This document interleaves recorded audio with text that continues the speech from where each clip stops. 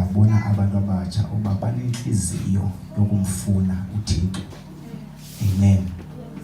Ngoba xa ufunda apha kuthiwa osisilumko nohlakaniphileyo who is wise kuthiwa let them understand.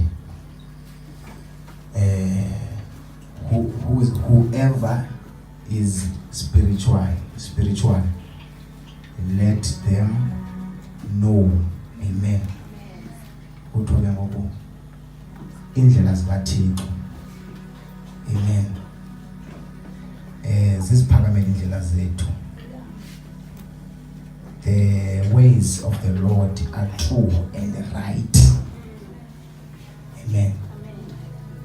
Ungathiwa ke indlela zikaThixo zithe ngqo, ukuthi zikhona indlela ezingathanga ngqo. Amen. Ungathiwa indlela zikaThixo zinyanisekile, ukuthi zikhona ezinye indlela ezinganyanisekanga. Amen. Hallelujah. Khuleke bancane. Amen. Hallelujah. You know, this is my prayer these days. Ukuba uThixo asincede silibandla lakhe. Simazi lo Thixo simkhonzayo. Ngoba yenye into ukwazi ngoThixo, yenye into ukwazi uThixo. Bakhona abantu abaziyo ngoThixo kodwa bangamaziyo uThixo. Now, Prophet Hosea, one of the minor prophets, is not a minor prophet. Is called a minor prophet because ubhale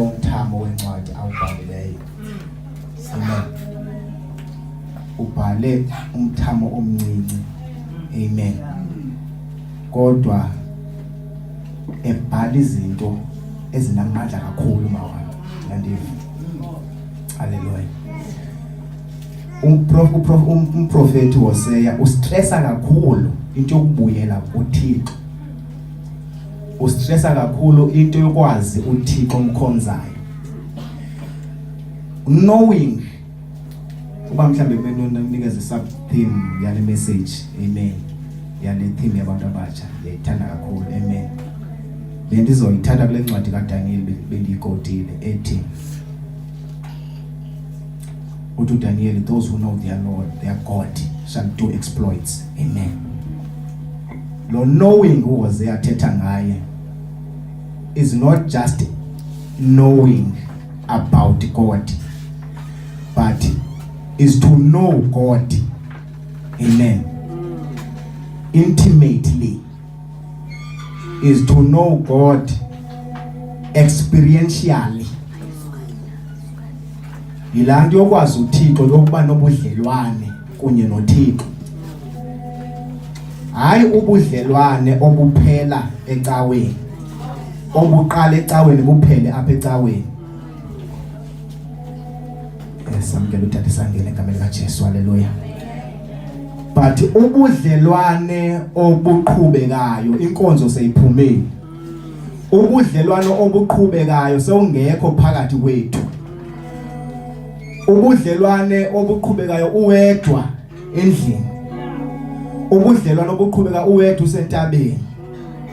Ubudlelwane obuqhubekayo usemsebenzini, usesikolweni. Ngoba kukhona abantu abanobudlelwane noThixo only at church enkonzweni.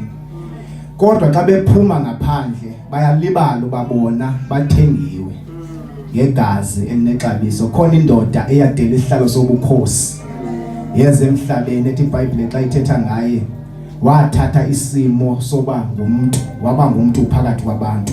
Wayihlubula ingubo yobuthixo bakhe, wathatha ingubo yoba ngumuntu. Ithi waba ngumuntu phakathi kwabantu. Eso simo samenza ukuba abethelelwe afe ukufa kwehlazo. After efe ukufa kwehlazo wangcwatshwa. Inkosi yamakhosi. Ay hallelujah. Kunabantu abanobudlelwane noThixo only enkonzweni. Kodwa uma bengekho apha emasangweni ecawe, aba bantu baphila ngathi abazani noKristu nikhona kodwa bangcwele. Now uHosea ke uthi masiziqonde indlela zikaThixo. Uthi uHosea masizi understand indlela zikaThixo. Uthi ohlakaniphileyo makaziqonde indlela zikaThixo. Hallelujah. Ngamagama uthi uHosea masimfune uThixo side simazi. Ngoba into ezokusustaina kukumazi uThixo. Into ezokugcina kukumazi uThixo. Ayiphelele kuveni ngaye. Kodwa kufanele kube ne-personal encounter with God. Izinto ezisilandileyo ezonweni zehlukile. Abanye balandwa ngokuhlupheka, abanye balandwa ngendumiso, abanye balandwa ngekeyboard, abanye balandwa ngokubhujelwa. Amen. Zinizi izinto ezisenze sabe kanti silapha namhlanje. Kodwa uyadlula kwezo zinto. Abanye balandwe ngemiracles, ngemimangaliso. Beze enkonzweni bezele imiracles, imimangaliso. But uyadlula kwimiracles, uyadlula kwimimangaliso. Umfune uThixo up until umazi personal. Ngoba lento lena kufuneka ibe personal. Ingebe ngabi into nje oyive ngumfundisi ngompostoli eShumayela. Kodwa uzazele wena uThixo personal. Ngoba uma kufika iziphepho, kufika i-challenges, umpostoli obekushuma ezini uzobe ngekho.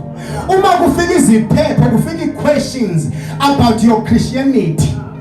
Oh my God, i-miracles azizukuphendulela. Kodwa into ozophendula ngayo kukumazi lo omkhonzayo, ukwazi nendlela zakhe. Anikhona kodwa bangcwele. uThixo esimkhonzayo unzulu, bathi abadumisayo uyinzulu yemfihlakalo, uyinzulu yesimanga. uThixo esimkhonzayo umkhulu kakhulu basingamgqiba sithi siyamazi. Anikhona kodwa bangcwele. Siyoze siguge sisamfuna uThixo ngoba uThixo wethu unzulu kakhulu. Lento oyaziyo ngoThixo ayonekota. Mkhulu noThixo esimkhonzayo. Sikhonza uThixo owayekhona, sikhonza uThixo okhona, sikhonza uThixo ozoba khona. Uyabona izulu elolibonayo lisezodlula, umhlaba usezodlula, intaba sezoncibilika, imifula isezotsha. Kodwa uNkulunkulu wethu uyabemile kuze kube phakade. Bathi abadumisayo akanangqaleko, bathi akanangqileko. Bathi ukhona kwindawo zonke, ukhona ngamaxesha onke. Athi uDavide ningabalekela phi? Ngoba wena uNkulunkulu ukhona kwindawo zonke. Uma nje kwindawo zasemazulu uzofika ukhona. Apha emhlabeni ukhona. Nangaphansi komhlaba uyaba khona. Athi uDavide ndingasuka ke ndithi ndibalekela phi? Ngoba uThixo ukhona kwindawo zonke. Sikhonza uJehova namandla, sikhonza uThixo omkhulu kakhulu obeke walinganiswa nabantu uNkulunkulu. Bakhona uThixo abakhonzwayo, banamehlo kodwa baboni, banezandla kodwa baphathi, banenyawo kodwa bahambi. Kodwa lo wethu uNkulunkulu uhlala nje ubukhosi. Webetha amandla njengengubo. Ithi iBhayibheli obehlele ezulwini kodwa imehlo lakhe libheke emhlabeni, lijonga abantwana bakhe. Inyawo zakhe uzinabele emhlabeni, umhlaba senabele senyawo zakhe. Ithi iBhayibheli wawubumba umhlaba ngalo izwi lakhe, wabe seyukhasa ngalo izwi lakhe. Yabona lesikhonza uThixo ophilayo, asikhonzi Bhali, asikhonzi Buddha, asikhonzi Muhammad, asikhonzi Shembe, kodwa sikhonza umdala kunensuku owayekhona okhona zoba khona, uAlpha noOmega, sisiqalo nesiphelo, izinto zonke zavela ngaye, engekho yena akubanga khonto. Thixo wethu lo. Iyeke mina futhi. Yeah, hallelujah. Ngoba khona izinto engibawe ba sizibambe before amen ngivale. Khona into engibawe ba sizibambe before ngivale. Amen. So you must know God intimately. Amen. Eligama lithi intimately means that you must have a communion with God. Amen. You must have a solid relationship with God. Yiba nobuhlobo obuthe nkqi kunye noThixo.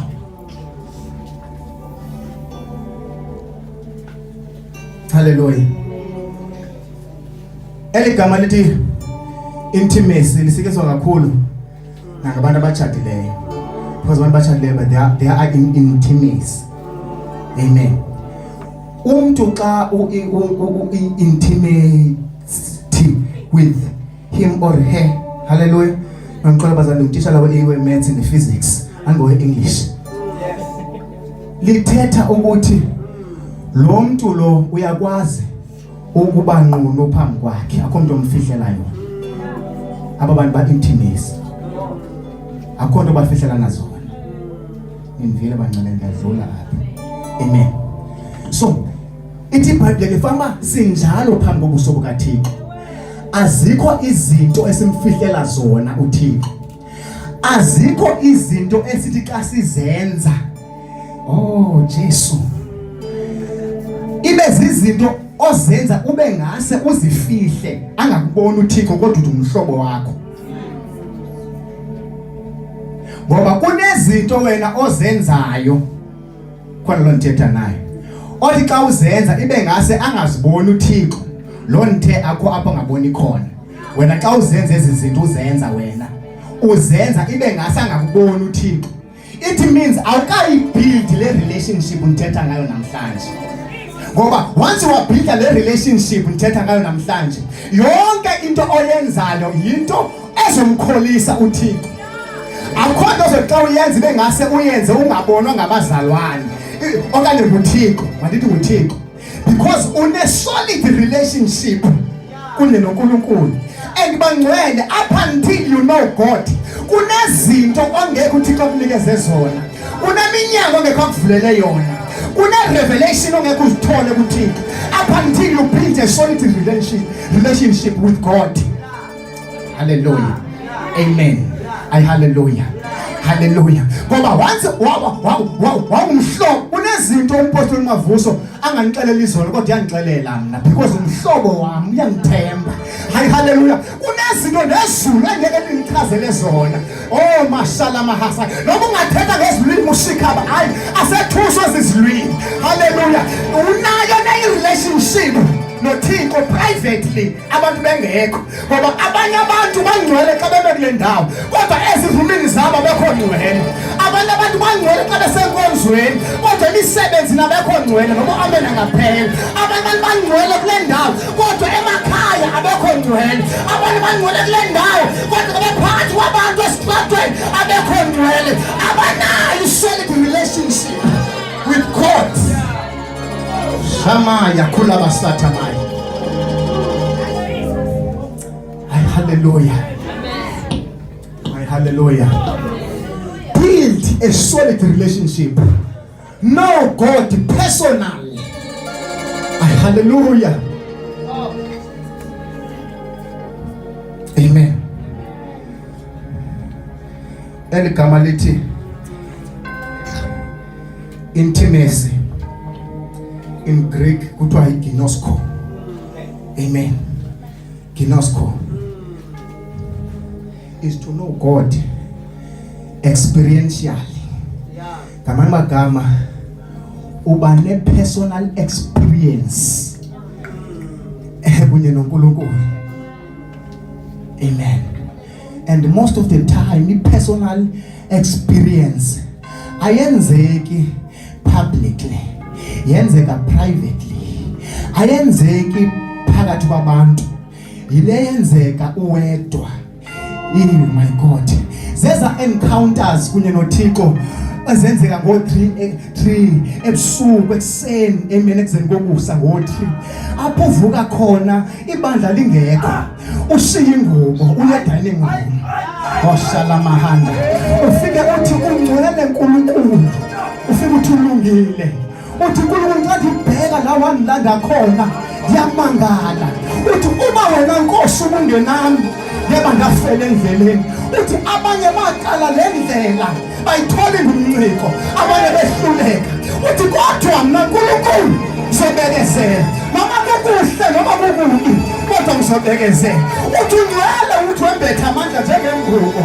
Uthi ungcwele simakade izolo kuwena abekho abantu. Uthi shikhatha banyanto mashala mahaya ukhala basatha maya. Uthi shele meya khula basanta. Uthi rimanda khala basita ushala bakhoya abekho abantu.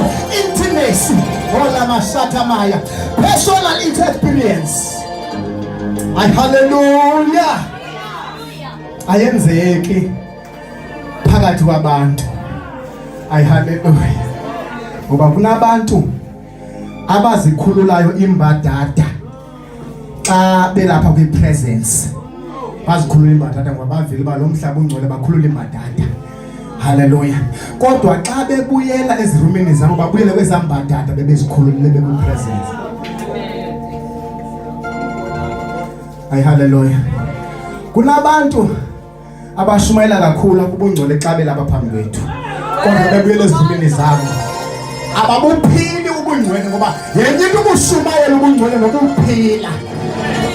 Kunabantu abadumisayo bathi you are holy, Lamb of God. Xa bedumisa abaphambi kwethu ayanditsho kuni bazalwane. Hallelujah. Kodwa xa befika ezirumini zabo